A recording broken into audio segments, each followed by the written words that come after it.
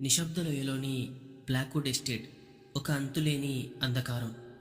హిమాలయ పర్వత శ్రేణులకు దూరంగా జనసంచారం లేని ఒక నిశ్శబ్ద లోయలో బ్లాక్వుడ్ ఎస్టేట్ అనే ఒక భారీ పాడుబడ్డ భవనం ఉండేది.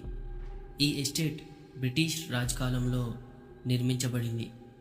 ఒక ధనిక బ్రిటిష్ కుటుంబానికి చెందినది. కానీ 1888లో ఒక భయంకరమైన రాత్రి ఎస్టేట్లో నివసించిన వారందరూ అకస్మాత్తుగా అదృశ్యమయ్యారు. వారి జాడ ఎక్కడా దొరకలేదు. ఆ రోజు నుంచి ఆ ఎస్టేట్ శాపగ్రస్తమైనదిగా మారింది. ఎవరైతే ఆ భవనం లోపలికి వెళ్తారో వారు మళ్ళీ తిరిగి రాదు. కొందరు లోపలికి వెళ్ళగానే వారి మనసు కోల్పోయారని, మరికొందరు భయంకరమైన మరణాలను ఎదుర్కొన్నారని కథలు ప్రచారంలో ఉండేవి.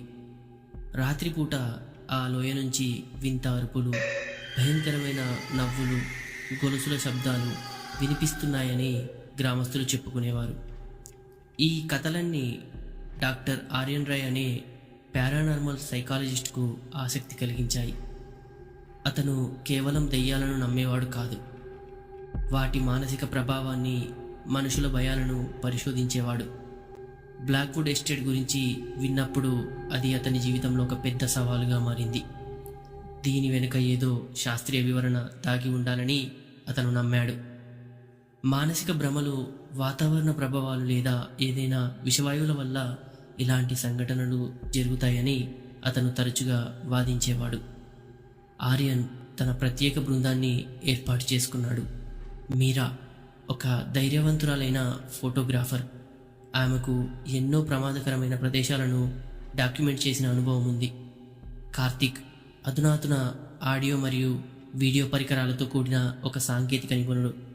మరియు ప్రొఫెసర్ వర్ధన్ ఒక పురాతత్వ శాస్త్రవేత్త. అతను ఈ ప్రాంతం చరిత్రపై లోతైన పరిశోధన చేశాడు. వారికి బ్లాక్వుడ్ ఎస్టేట్లో 3 రాత్రులు గడపడానికి, అక్కడి అసాధారణ సంఘటనలను రికార్డ్ చేయడానికి ప్రభుత్వం నుంచి అనుమతి లభించింది. వారు భారీ వర్షం పడుతున్న ఒకరోజు సాయంత్రం లోయకు చేరుకున్నారు. దారి అంతా బురదగా, చీకటిగా ఉంది. లోయలోకి ప్రవేశించగానే వాతావరణం మరింత భయంకరంగా మారింది. చెట్లు దట్టంగా, భయంకరమైన ఆకారాలతో కనబడ్డాయి. ఎస్టేట్ కనిపించగానే మీరాకు ఒక భయంకరమైన చలి పుట్టింది. ఇది కేవలం ఒక పాత భవనం కాదు ఆర్యన్, అంది ఆమె వణుకుతున్న గొంతుతో. ఆర్యన్ మాత్రం నవ్వి, మనసుపై ప్రభావం అంతే మీరా, మనం